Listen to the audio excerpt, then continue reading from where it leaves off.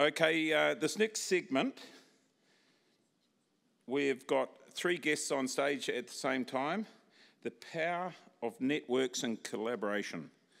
Our first guest, Katie Milne, former Dairy Woman of the Year, Rural Woman of Influence. That's only in the Brunner area, I think. On numerous boards and committees, but she is our present Fed Farmers President. Katie, come up. Then we've got Pamela Storey. Modern dairy farming can produce healthy food. I like that. Her and her husband milk 470 crossbred cows, Director of Primary ITO, Dairy Women's Network, Chair of Waikato Roverbank Client Council, and Board Chair of Go Eco. Pamela. And turn the page. To keep it even, we have a man. Corrigan Sowman, from the Golden Bay, good South Islander. They milk 800 odd cows, 3rd generation family farm. Past Dexel Consultant Officer, former Chair of SIDE, and now Director Chair of the South Island Dairy Development Centre. What we're going to do is have a presentation from each of them for about 5 minutes, and then we will take questions from the floor. So who's got the straw? Katie, all yours. Good morning, everyone. Lovely to be here. And we're going to talk about networking and collaboration. And I'm especially going to talk about collaboration. But actually I'm, as has been alluded to, a South Islander, farm on the west coast of South Island at Lake Brunner. So I'm upstream of Lake Brunner and been involved with many catchment care groups and things like that over the years. So just thought I'd throw that in there. Milk 200 jerseys, and we've got a contracting business on the side. And I'm now a grandmother, 3 weeks old grandson, so a bit different for me. Yeah. So collaboration, it's a bit of a buzzword at the moment, buzzword of now. And for us at Federated Farmers, we've been doing it for a while. It actually goes back through to the Horizons 2004, the One Plan. And at the end of that, there were some big lessons for all of us in ag. When the judge said that we weren't on message, we weren't talking from the same song sheet, we weren't giving the same message out to them, and it made it very difficult. And the ruling didn't come down necessarily as it should have, because we weren't a strong, cohesive unit. So we've been working on that ever since, and the green NGOs do it really, really well, and we can take a lot of lessons from them. So we're doing it constantly with many stakeholders from DairyNZ, obviously, different projects we're in, processes like the LORF and with the Land and Water Forum, biodiversity group, which we have some interesting partners. Chris Allen he's a trustee on that, represents us with Forest and Bird. And I mean, things like that would have been unheard of years ago. And biodiversity, or Landcare Trust, QE2 Trust, places like that, we do a lot of work and interactions with. Even Fish and Game, they reached out to us when the new health and safety rules came in and said, how are we going to get our duck shooters on farms? The new legislation is there, and that's a difficulty for us. Everyone's a bit not sure if we can go there, so we worked hard with WorkSafe to make sure that everyone could get on farms before the kick-off or the shoot-off in the morning. And so that's interesting where your strategic allies can end up being. And now we're sort of having some engagement with them from time to time around sentience and the way we farm in the winter and how we can manage that, because none of us like some of the things we see when we end up with rain at the wrong time when you're grazing a crop. But I just want to make a point here. The biodiversity stuff, talking to Landcare Trust, QE2 Trust, and they do their, collaboration with farmers about getting QE2 Trust put on their farms. And I asked a question at our Dairy Council, or our National Council one day, how many people have got a QE2 Trust on their farm? Could you please raise your hands? And that's sort of about the percentage I got. Now, how many people are doing something on their farm off their own bat, voluntary, towards biodiversity on their farm anyway? A few less than what we got at Dairy Council, but it just hit home to me that, there's a whole lot of stuff going on that we don't get that messaging out there, which is, something you can take home from today, actually noting that as well. But there are many other examples where we've collaborated well. The Kaikoura Huranui sequence, as the Kaikoura earthquakes is actually officially known. We had to dig in deep and work alongside of Civil Defence, Fonterra, LIC, DairyNZ, Beef and Lamb, the Mayors, MPI, and through good collaboration, I was able to get a young share milker. She had organised a hell of a lot of food to come up from Southland, Johanna, 34 pallets of food, and she couldn't get that over the last barrier, like getting it out of Christchurch and into the area. And so with my networks and connections, I was able to get that organised and get it through. And it was amazing, 34 pallets of food to get through. And she had come up against so many barriers, it just wasn't happening. But farmers are good at this, right? As communities, we've done it forever. We do it, actually, working bees for your local school and things like that. That's collaboration. We just haven't necessarily labelled it. And now there's the pilots that DairyNZ are doing with kids, doing the ice cream, the science part in schools and so on. And on my own farm, we do that, get the kids out, pasture to pantry, we talk about that.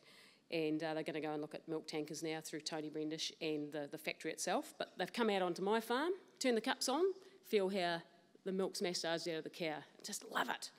Unfortunately, being kids and the time of school, they don't actually turn up while you're milking the cows. But if you're getting kids on farm, I recommend you turn the pulsators on and let them feel that, because that's the biggest thing they remembered on the day.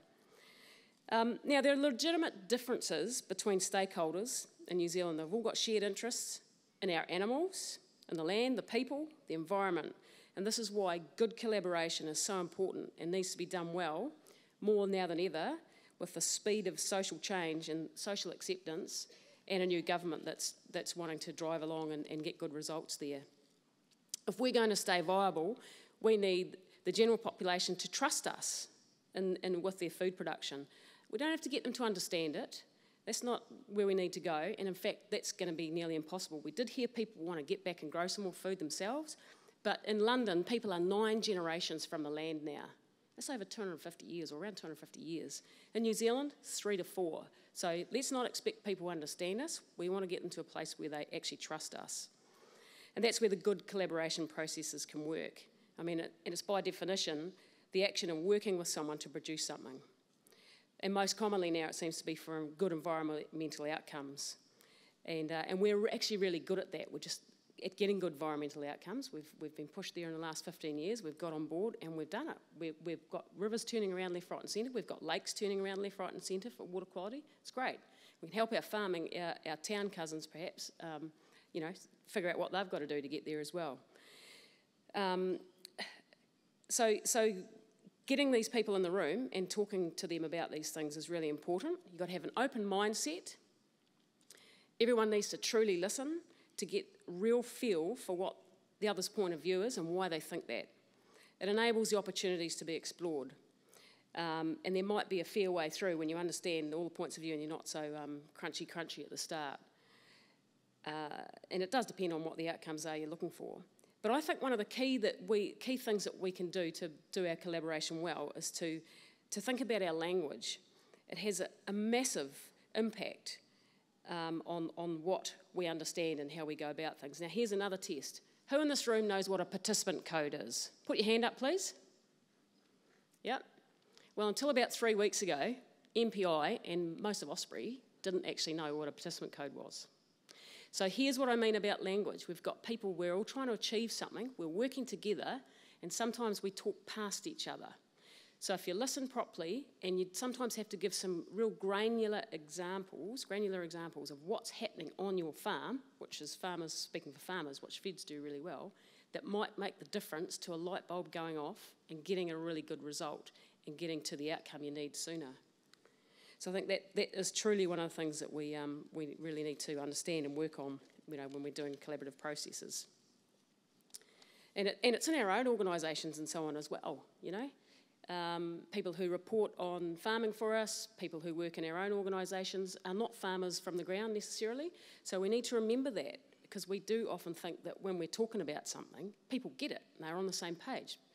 Not everyone's a farmer, obviously. Only 0.5% of New Zealand grows food, right?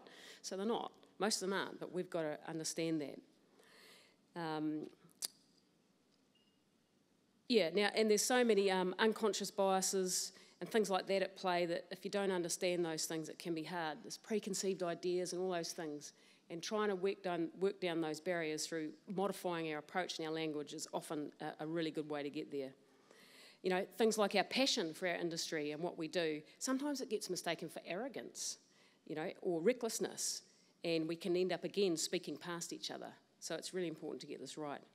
Now, I don't want to take up much more time, so I just want to say that, you know, finding the common ground in these issues, the useful way is through a collaborative process that's done well. And you can take people with you, and taking people with us is, for us people who grow food currently from the land, not the lab yet, is absolutely and exactly what we need to do right now, and we need to do it well. So thank you.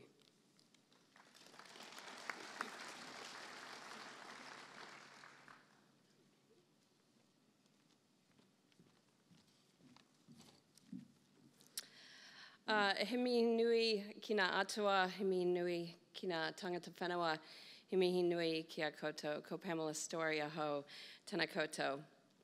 Thanks for inviting me here today to share the perspective from DWN on the power of networks and collaboration in our dairy industry. Now, I suppose from our perspective, collaboration has always been a part of DWN's kaupapa.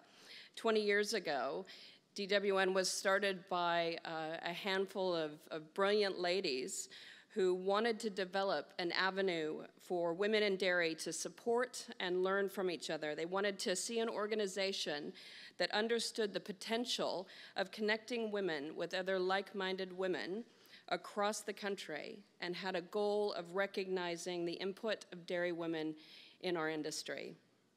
Now, in those days, DWN sort of reinvented engagement through such low-tech solutions as our eDigest. And through that, DWN facilitated the connection of, at that time, about 500 members. But that was 500 women who no longer faced the barrier of distance and isolation, and instead were able to connect and network and collaborate across the country. Now, over the last 20 years, DWN has grown to nearly 10,000 members. That's 10,000 members, the majority of whom are behind the farm gate, participating, leading, and influencing this industry. As an organization, we're ideally placed for effective collaboration to maximize the uptake of new information and new ways of doing things. And we are perfectly positioned to facilitate a shift in the industry landscape. Because our members are behind the farm gate, they are key decision makers, and they are key influencers. Now, DWN undertakes a number of initiatives, and if you're not familiar with them all, I encourage you to visit our trade stand out there and learn a bit more about us. But one of the key things we provide is learning opportunities, and that's through training modules that are developed in a collaborative setting. So just a few examples. One is our highly successful health and safety modules. Now, those were a collaboration between Dairy Women's Network, Federated Farmers, thanks Katie, DairyNZ, WorkSafe, and Hazard Co. Now, by coming together and developing the components of that module, not only did we get robust on-farm practices that could be rolled out, but we recognized that as that module will be delivered separately by Fed Farmers and Dairy Women's Network, we developed the information so that it could be catered to different audiences and different learning styles. We also co-marketed each other's events so that we could achieve maximum uptake across the industry on what was a really important aspect of successful businesses. Now, with the development of our online budgeting module, we worked with farmers themselves, we worked with DairyNZ, and DWN partners ASB, Crow Howarth, and Primary ITO. Now, in coming together and sharing perspectives and developing that resource, our members then had access to a module that not only provided good on-farm solutions, but also allowed access to the perspectives from bankers and from accountants, which means that through that collaboration, we were further able to positively influence the financial literacy within our industry. We've also collaborated with Dairy Training Limited and Primary ITO to deliver coaching events, and through our networks, we provide a link to potential attendees at micro-credentials delivered through Wintech and Dairy Training Limited.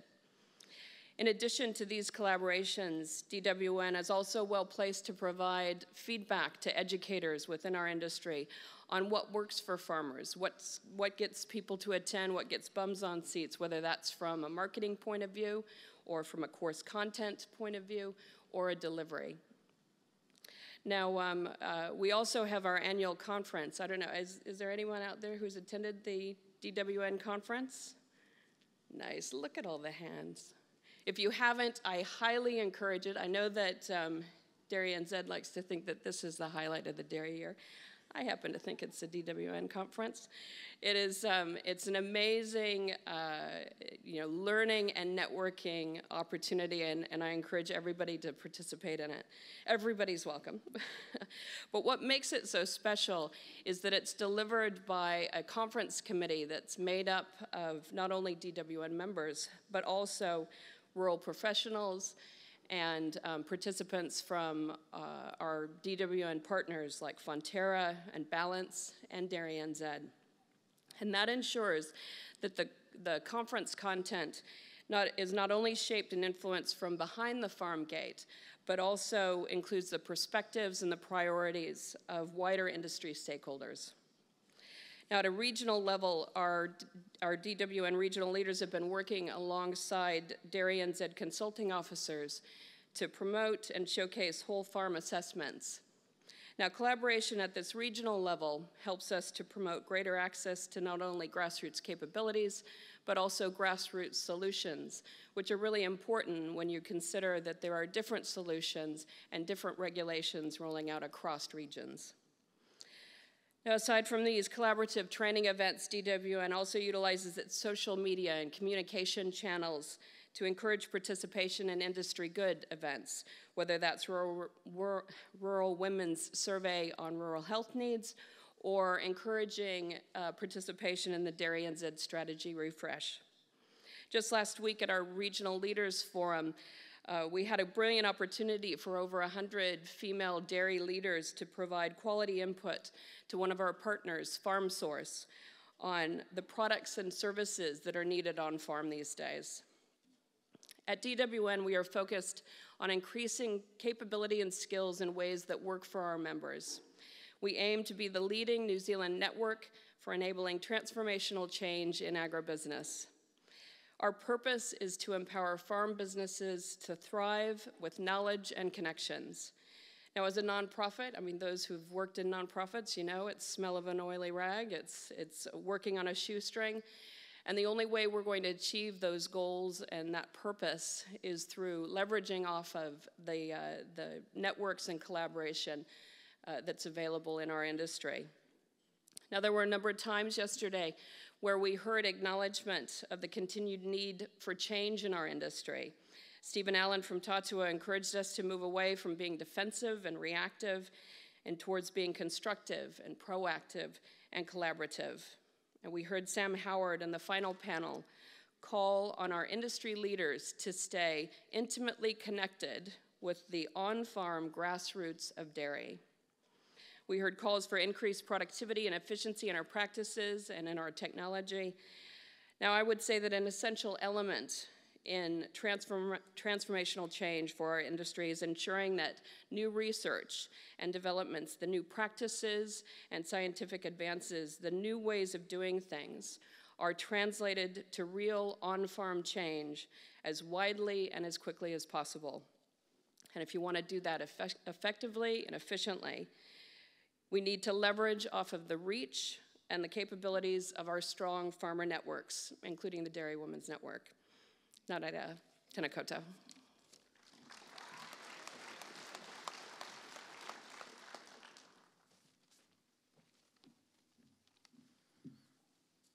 Thank you, Pamela. Kia ora tātou, ko Corrigan Sowman aho. Ina mana, ina reo, rau rangatira ma tēnā koutou, tēnā koutou, tēnā koutou katoa. As Richard said, I'm a dairy farmer from Golden Bay, and I'm also Deputy Chair of the DairyNZ Dairy Environment Leaders Forum. Now, over the last day, I've heard a key message, and that's change. Yesterday afternoon, our last speaker left us clear about his passion. He aha, te mea o te ao, He tangata, he tangata, he tangata. What is the most important thing in the world? It is the people, it is the people, it is the people. Now, I've heard that Māori whakatauki, or proverb, a number of times recently, and it points to the words, I think, of Steve Allen, who also talked yesterday afternoon around highly engaged people give discretionary motivation. And I think it sums up really well what dairy environment leaders, or DEL as we like to call it's about. The prior industry dairy strategy, which was called Making Dairy Farming Work for Everyone, established some quite clear thinking, I reckon. It needed us to show change, or to show action on farm, and the greatest example of that, which has been achieved, was the Dairy Clean Streams Accord. We needed practical farmer experiences, connecting closely with decision makers. And lastly, we needed to do this en masse. We needed to do it in a hurry, right around the country.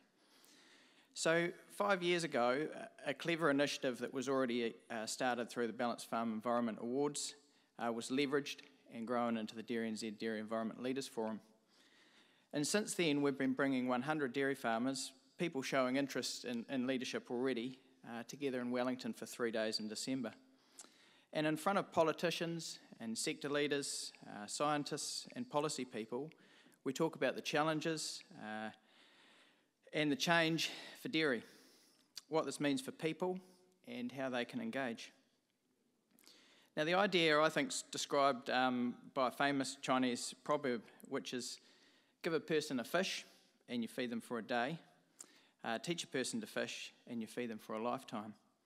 And our aim has been to build a network of credible farmers who can tell their story. We want them to encourage and support farmers to lead their peers around making change and around taking action on farm.